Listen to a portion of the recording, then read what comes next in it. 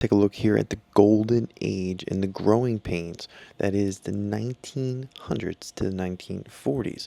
And we have to start off here with the Canadian professional Karl Keffer.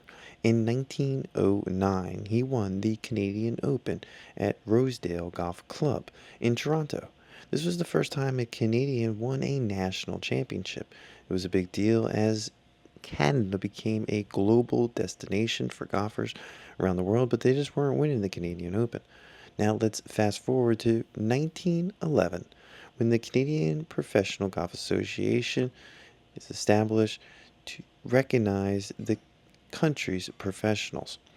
Now, this president, George Cummings, was the professional from Toronto Golf Club, so it did at least establish a well-documented leader in the beginning of this organization that continued to thrive for multiple years as it continues to do.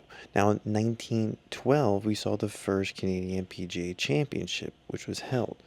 That winner was Charles Murphy, a Scottish professional who moved to Canada. In 1914, Karl Keffer also won the second Canadian Open, but this was at a different golf club called Earl Grey Golf Club. There's no other Canadian professional that has achieved this. In the same year, an amateur legend, George S. Lyon, wins his 8th and final Canadian Amateur Championship at Toronto Golf Club, a record that still stands today.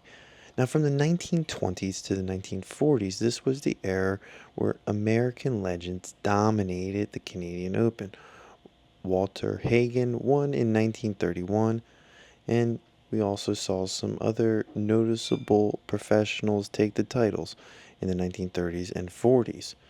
Now, nevertheless, in the 1920s and 40s, it was also the golden age of golf design in Canada. That was because architect Stanley Thompson created the country's most iconic courses that we're still playing on today. Now, some of those we can do it. We have videos listed just to him, so if you want to take a look at that, dedicate our channel towards some information on that. But his work is known for his strategic design and philosophy, which inspires and expresses the blending of nature throughout its landscape. Now, in the 1930s, we also saw the Great Depression, which slowed the pace of new courses and club development. However, some courses were still able to participate in improvements and changes during this time frame, such as redefining bunkers and fairways.